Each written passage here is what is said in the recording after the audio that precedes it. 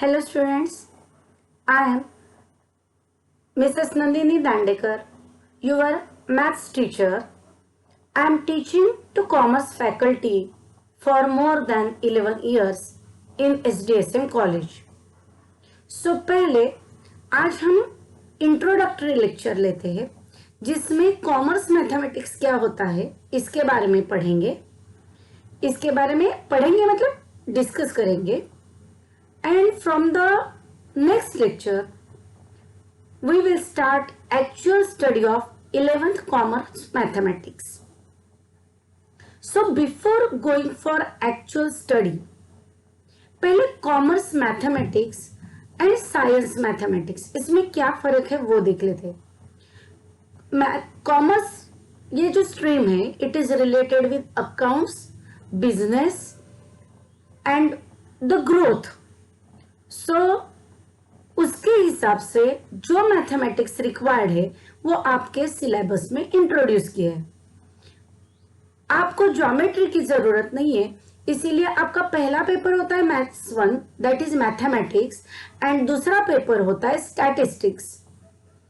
Now maths 11th commerce में आपको optional subject है, but the reality of commerce faculty is such different one कि आपको 11th and 12th में जो सब्जेक्ट ऑप्शन दिया है वही सब्जेक्ट आपको BCom, BAF, BMS, BBI, BBA या फिर आगे जाके बीएससी आईटी ये करना है तो उसके लिए मैथमेटिक्स 2 या 3 सेमेस्टर के लिए कंपलसरी सब्जेक्ट है।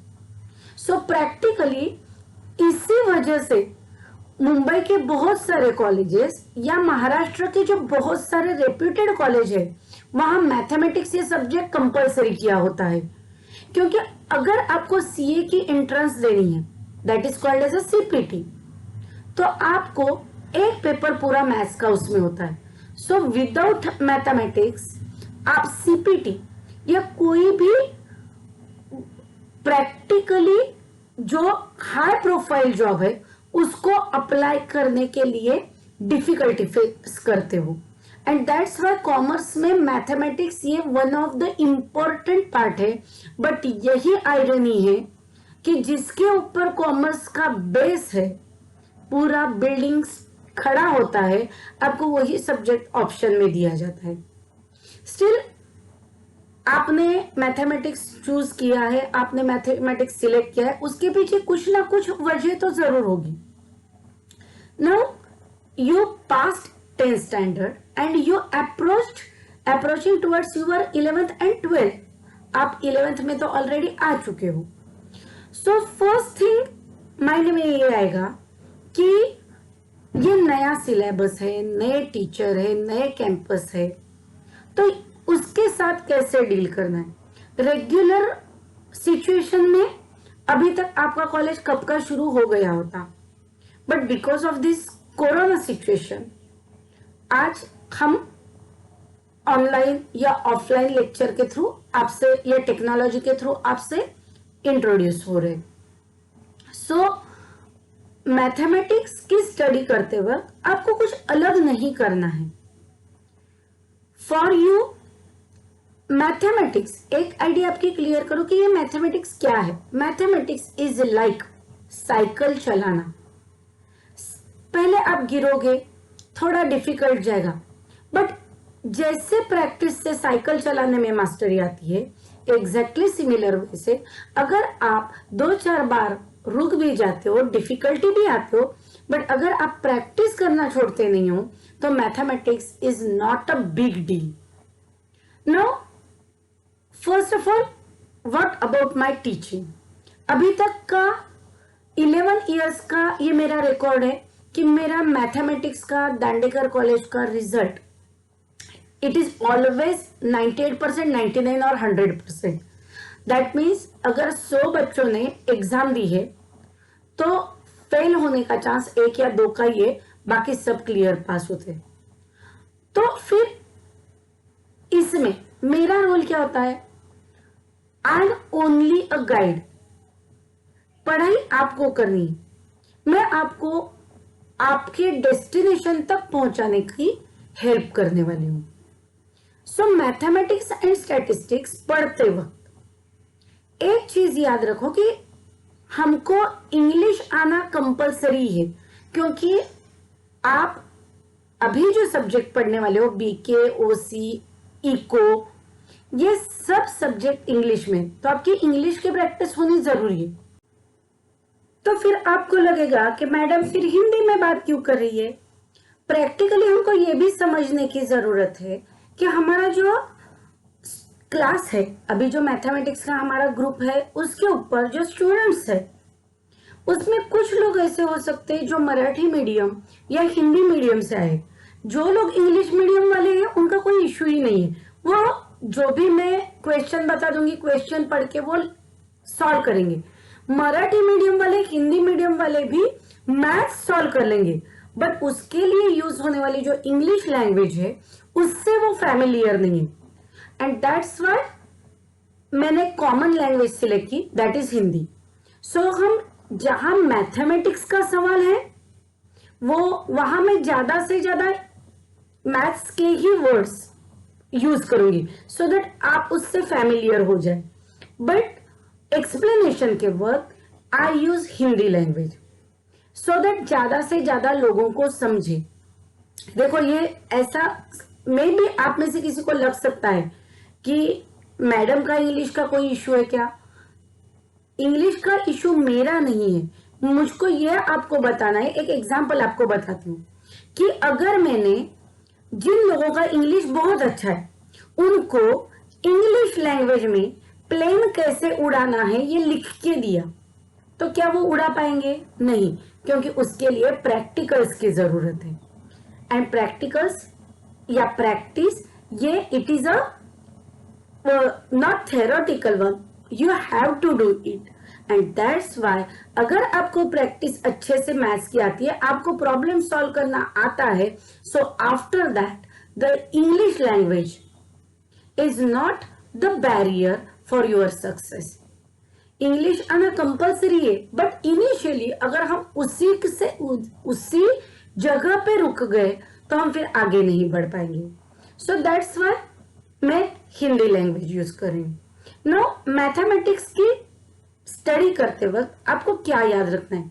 अभी कोरोना की वजह से आपका एग्जाम कैसे होगा या क्या, अभी तक हमको कुछ क्लियर नहीं है। बट मैं आपको एक बात बताती हूँ कि 11th ये प्रैक्टिकली वार्म अप पीरियड है आपका। आपने 10th की अभी एग्जाम दी थी, फिर रिजल्ट लगा, रिजल्ट 10th में आपने अच्छे से मेहनत की है, बहुत मन लगा के पढ़ाई की, सो दैट आपको इतने अच्छे परसेंटेज आ गए।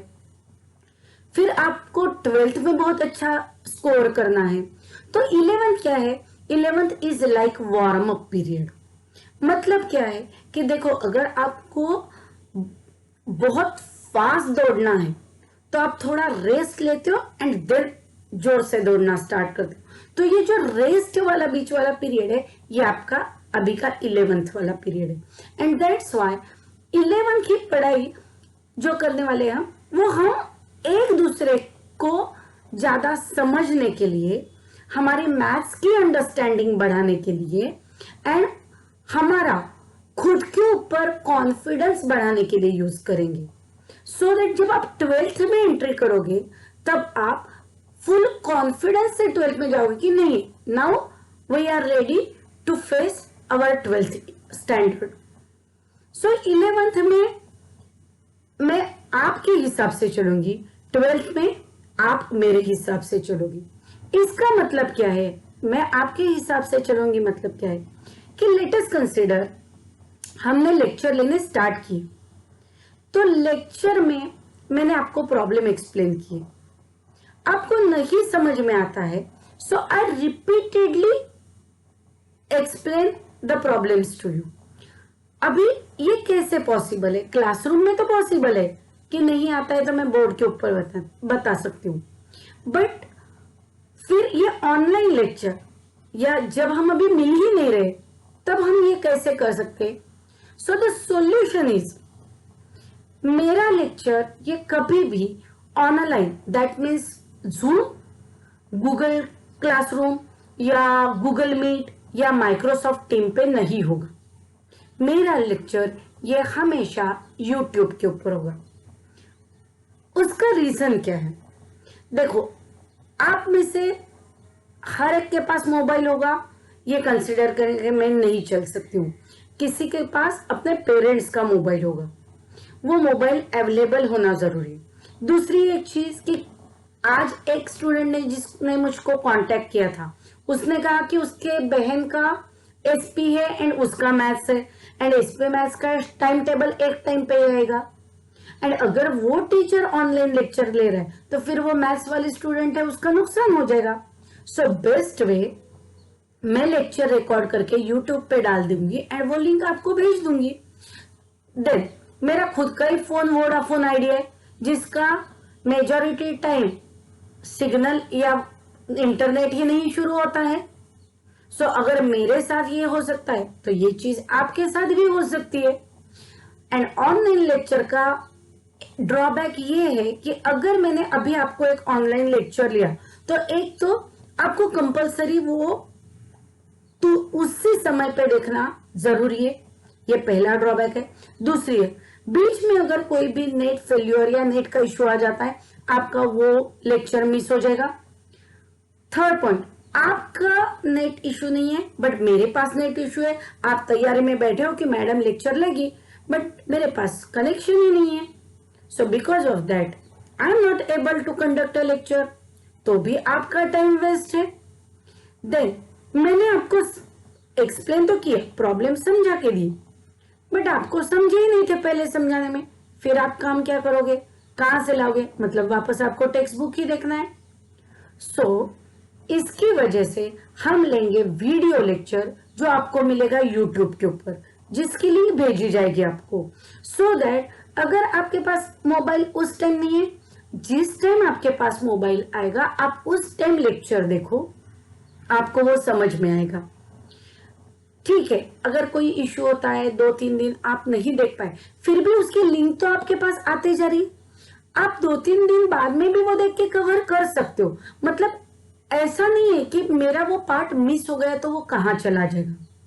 तो कल कल मतलब नेक्स्ट लेक्चर में मैं पहला काम क्या करूंगी, आपको मैथ्स के दोनों भी टेक्स्ट बुक जिसकी पीडीएफ आपको मैं भेज दूंगी, सो दैट मैडम क्या पढ़ा रही है वो आपको पता चलेगा। ऑलरेडी लगभग आपका 50% ईयर तो ये कोरोना की वजह से लॉकडाउन में चला गया, तो टेक्स्ट बुक परचेस करने की कोई भी जरूरत नहीं है।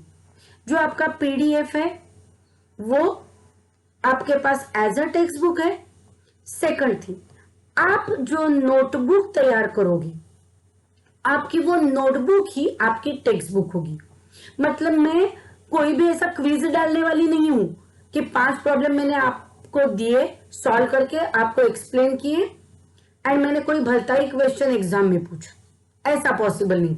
आपके नोटबुक में जो होगा वही आपको एग्जाम के लिए पूछा जाएगा, एंड दैट्स व्हाई आपकी नोटबुक अच्छे से मेंटेन करो, सफिशिएंट है। फिर मैथ्स 1 मतलब मैथमेटिक्स एंड स्टैटिस्टिक्स के लिए क्या आपको 2 अलग अलग नोटबुक बनानी है? बिल्कुल नहीं, आपको एक नोटबुक में ही करना है, क्योंकि जब भी मैं आपको एक नया चैप्टर स्टार्ट करूंगी उसके पहले मिनिमम ये तो बता ही दूंगी कि अरे आप मैथ्स 1 का चैप्टर कर रहे हो या मैथ्स 2 का कर रहे हो, तो ऊपर हेडिंग लिख के आप वही चैप्टर वहीं से स्टार्ट करो। और एक बात, जब आप एक आधे दिन एक आधा लेक्चर मिस करते हो एंड आपने क्यों या आपको समझ में नहीं आ रहा है, तो आपने दूसरा वो लेक्चर छोड़ दिया, दूसरे लेक्चर से आपने देखना स्टार्ट किया। याद रखो, नोटबुक के पेजेस कभी भी ब्लैंक मत रखो। आपने 10th तक स्टडी की है तो आपको ये अच्छे से पता है कि ये जो ब्लैंक पेजेस होते हैं ना, पूरा साल निकल जाता है बट कभी भी भरे नहीं जाते, वो ब्लैंक पेजेस ब्लैंक ही रहते। नोटबुक आपकी है तो वहां आपने क्या कहाँ लिखा है वो आपको बराबर याद रहता है, तो सीधा एक के पीछे एक लिखते जाओ। आपको ही आपकी नोटबुक पढ़नी। स्कूल जैसा मैं आपकी नोटबुक कभी भी चेक नहीं करूंगी, क्योंकि आपका एग्जाम यही बेस्ट सोर्स होता है आपने कितनी पढ़ाई की है वो चेक करने के लिए। एंड ये चीज याद रखो कि मैं आपको चेक करने के लिए या टेस्ट करने के लिए अपॉइंटेड नहीं हूं। मेरी ड्यूटी आपको मैथमेटिक्स अच्छे से पढ़ाने की है। टेस्ट करना ये एग्जाम होता है, उसमें टेस्ट हो जाएगा। सो आपकी आइडिया बहुत सी क्लियर रखो कि मैडम हमको मैथ्स पढ़ाने के लिए है and she knows very well about her duties. तो अगर आपको कोई टॉपिक नहीं समझ में आता है, आप मुझको 1 बार 2 बार 3 बार पूछ सकते हो।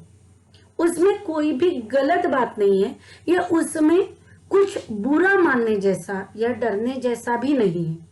It is my duty and वो करने का ही मुझको सैलरी मिलता है। So don't hesitate to ask question about studies. Now mathematics का पैटर्न कैसे होता है? 40 मार्क्स का मैथ्स 1, 40 मार्क्स का मैथ्स 2 एंड 20 मार्क्स के प्रैक्टिकल्स। तो 11th में मार्क्स स्कोर करने या पास होना is not a difficult one, क्योंकि प्रैक्टिकल एग्जाम अपने कॉलेज में हो जाएगी तो वो 20 मार्क्स आपको मिल जाते हैं। आप मैथ्स 1 या मैथ्स 2 में कम से कम 10-10 मार्क तो लाओगे ही ना। तो 10 मार्क और ये 20 मार्क तो 40 मार्क, मतलब आप पास हो गए। But to score is a difficult task, क्योंकि स्कोरिंग के लिए आपको सब चीजों की पढ़ाई करनी जरूरी है। सो नेक्स्ट लेक्चर से हम स्टार्ट करेंगे। नेक्स्ट लेक्चर में मैं आपको टेक्स्ट बुक भेजूंगी। मैं टेक्स्ट बुक आपको रेफरेंस के लिए भेज रही हूं। मेरा प्योरली बिल्कुल ऑनेस्टली आपको यह सजेशन है कि टेक्स्ट बुक आपको, जिन लोगों को एक्स्ट्रा स्टडी करनी है सिर्फ वही खोलो। बाकी लोगों ने टेक्स्ट बुक खोलने की भी जरूरत नहीं है। जो आपको मैं रेगुलरली पढ़ाती हूँ सिर्फ उतनी भी अच्छे से स्टडी की तो भी आपके 11th की स्टडी बहुत अच्छे से हो जाएगी। नेक्स्ट पार्ट देखो, मैं आपको पढ़ाने के लिए हूं, मैं आपको रास्ता दिखा सकती हूँ कि आपको अपने डेस्टिनेशन तक कैसे पहुंचना है, बट उस डेस्टिनेशन तक जाने की मेहनत, चलना उस रास्ते पे आपको ही है। So be honest to yourself. 90% वाला लड़का या स्टूडेंट या 50% वाला स्टूडेंट, मेरे नजर में दोनों सेम ही है, क्योंकि आप स्कोर क्या करते हो उससे आपकी एडमिशन फिक्स होती है। आपका पढ़ने का एटीट्यूड या आपकी एबिलिटी उससे कोई भी जज नहीं कर सकता है। एंड दैट्स वाई अगर आप 50% वाले हो तो भी मेरे लिए उतने ही इंपॉर्टेंट हो, एंड आप 90% के ऊपर वाले हो तो भी मेरे लिए आप उतने इंपॉर्टेंट। आप एज अ स्टूडेंट पहले इंपॉर्टेंट है एंड उसके बाद आपके मार्क्स आते हैं। तो मेरा आपको एक ये सिंसियर सजेशन है कि be honest to your level. एक बार शांति से सोचो कि आपको लाइफ में या 11th में 12th में कितना स्कोर करना है। आपका अभी तक का रिकॉर्ड कितने का है, स्कोर कितना करना है, मतलब जल्दी में मुझको मैडम 90 के ऊपर तो जाना ही, ऐसा आंसर मत दो। आंसर आप मुझे मेरे लिए नहीं दे रहे हो, आप अपने खुद के लिए दे रहे हो। Let us consider one example कि कोई स्टूडेंट है जिसने आज तक 80 एंड 90 में परसेंटेज लाया है, तो इसका मतलब हुआ कि वो उस बच्चे की रेंज है, वो कभी 80 से नीचे नहीं आया है एंड 90 के ऊपर नहीं गया। तो फिर याद रखो, अपने लेवल से आगे भी कभी गिरना नहीं। चाहिए तो आप ऊपर जा सकते हो, बट नीचे आना पॉसिबल नहीं है। जरा सोच के देखो, अभी अगर मैं आपको चॉइस देती हूँ कि चलो 9th स्टैंडर्ड की एग्जाम वापस दे दो, क्या आप तैयार होगे? नहीं, वापस आना किसी को भी अच्छा नहीं लगता है। तो आपको हंसते खेलते आराम से स्टडी करनी है, बिंदास करो। खुद की कैपेसिटी पहचानो एंड वैसी पढ़ाई करो। So from next lecture we will start with our regular study. उससे पहले मैं आपको एक गूगल फॉर्म देने वाली हूँ। गूगल फॉर्म हर किसी के मोबाइल में ओपन होगा, उसका कोई इश्यू नहीं है। तो वो गूगल फॉर्म में क्या होगा वो भी मैं पहले से आपको बता देती हूँ। That is for my information, या मेरे डाटा कलेक्शन के लिए वो है। वो क्या है, जिसमें होगा आपका 11th का रोल नंबर, आपकी डिवीजन, आपका नाम एंड द मोस्ट इंपॉर्टेंट 2 और 3 क्वेश्चंस जो मैं आपको अभी डिस्क्लोज नहीं करूंगी। ये बता देती हूँ कि वो क्वेश्चन मैथमेटिक्स के बारे में नहीं होंगे, बट वो क्वेश्चन मुझको ये पहचानने में मदद करेगा कि आपका अपने लाइफ के तरफ, आपके करियर के तरफ, आपके एम्स के तरफ क्या व्यू है, जो मुझको आपको किस तरह से पढ़ाना है उसके लिए एक गाइडलाइन या आइडिया देगा। यह याद रखो कि शायद आपको मेरा पढ़ाने का तरीका थोड़ा अलग लगे। मुझको रेगुलर रास्ते से पढ़ाने में ज्यादा इंटरेस्ट नहीं है कि मैं आपको जल्दी जल्दी में 4 प्रॉब्लम सिखाऊं, फिर आप वो अपने नोटबुक में लिखो, रट्टा मारो उसका एंड एग्जाम में जाओ। कोई जरूरत नहीं है। ये देखो, पहले हमेशा याद रखो, मैथमेटिक्स ये प्रैक्टिकल सब्जेक्ट है। कितने लोग आपको दुनिया में ऐसे दिखते हैं जिन्होंने शायद स्कूल कभी देखा भी नहीं है, बट वो हिसाब में कभी गड़बड़ करते नहीं है, उनका प्रेडिक्शन कभी गलत आता नहीं है। क्यों? क्योंकि उन्होंने थेरोटिकल मैथ्स पढ़ा नहीं है, बट उनका प्रैक्टिकल मैथमेटिक्स बहुत अच्छा होता है। कभी आपने देखा है कि जो हमको सब्जी बेचने वाली होती है या ग्रोसरी बेचने वाला होता है, उसने पढ़ाई नहीं की है, फिर भी उसके कभी हिसाब में गड़बड़ हुई है? प्रैक्टिकली वो भी तो आपके कॉमर्स के साथ ही रिलेटेड है। तो क्यों? क्योंकि प्रैक्टिकल उसका अच्छा है। ये देखो, मेरा आपसे एक्सपेक्टेशन ये है कि आप रियल चाय बनाना अच्छे से सीखो। नोटबुक पे चाय नहीं बनानी हमको रियलिटी में चाय बनानी आ गई तो सामने वाला वाह वाह करेगा। आपको कागज के ऊपर चाय बनानी है एंड वो कोई दूसरा बनाने जाएगा तो आपकी इतनी अच्छी चाय बनेगी, इसकी कोई भी गारंटी नहीं है। तो हमको विथ अंडरस्टैंडिंग, विथ नॉलेज आगे जाना है।